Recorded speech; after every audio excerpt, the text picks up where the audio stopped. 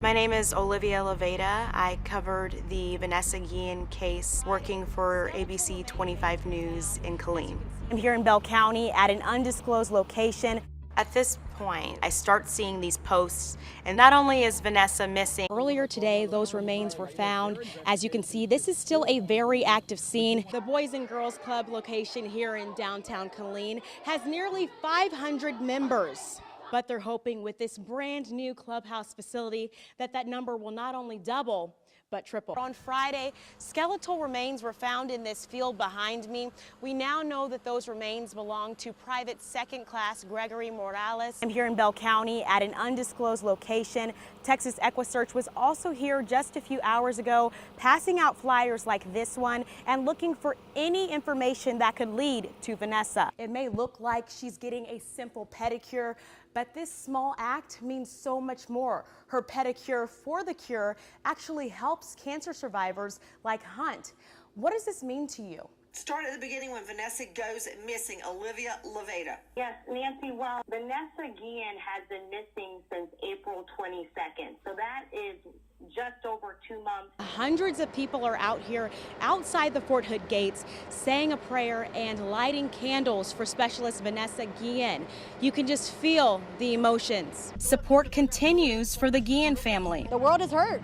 I mean, I'm hurt too. It's sad. Friday night, supporters gathered outside the gates of Fort Hood for a candlelight prayer vigil to demand answers and pay their respects to specialist Vanessa Guillen. Indescribable.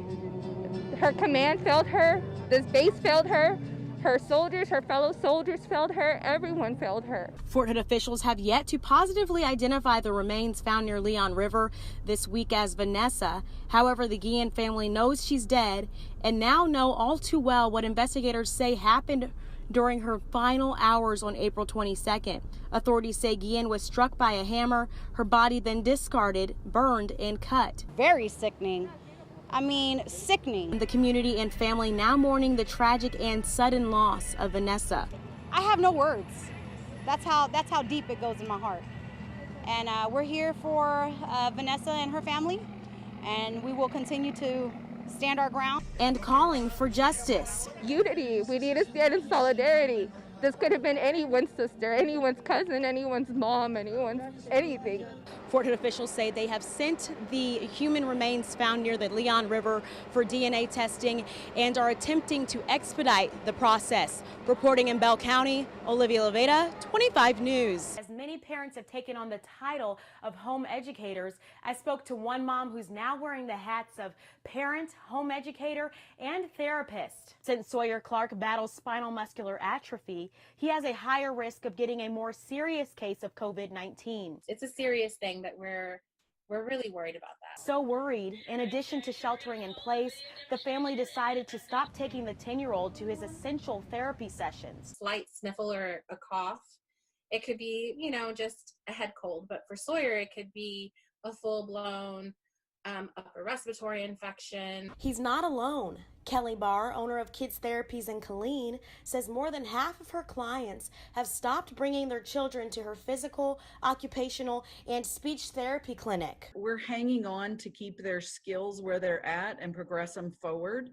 And when they miss for protracted amounts of time, they decline in skills. To the left a little bit. The clinic turning to telehealth to make sure patients don't fall behind. For me to get stronger. And relying on occupational therapists like Kaylin Andrus to get the job done. He said to me that touched my heart is, Miss K, I'm so glad to see you. This is kind of a routine now. So the fact giving these kids back a routine is so key in their everyday function because it's been so off. You got it? Yeah. And Sawyer's mom, Brandy Clark, says there's a way you can help too. It may not affect you as severely as someone like Sawyer, but just to protect everybody in general, just stay up with the hand washing, sanitizing everything. Definitely staying at home if you don't have to be out. Barr says a large percentage of her patients fall into the medically fragile category. Olivia Levada, 25 News, Bell County. Joel, I'm here at Holy Moly Tattoos and Piercings in Killeen. They decided to reopen today, limiting one person per artist at a time.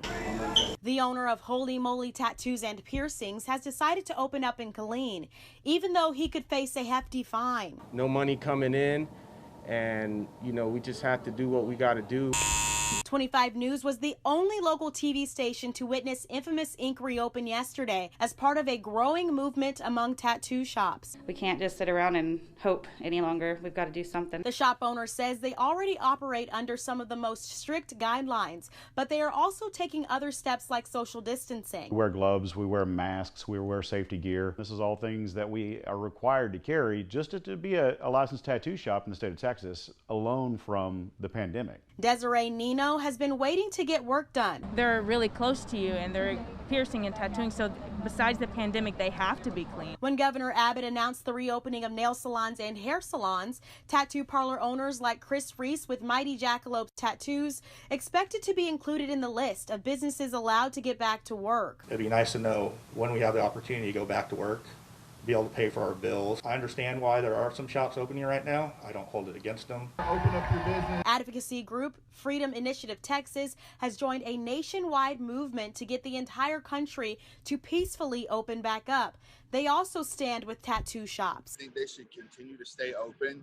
I don't know if you've ever been inside of a really awesome tattoo shop, but they are very sterile. In the meantime, Moly is serving his community, one client at a time. Everybody's got to wear a mask, and we're limited to one customer per artist and limited to 2 artists at a time. Moly says they have not received a citation for reopening, and in fact, he's not worried about that. He says he tried applying for a PPP loan with no response, but if he would have been able to get his hands on that money, he would have waited before reopening.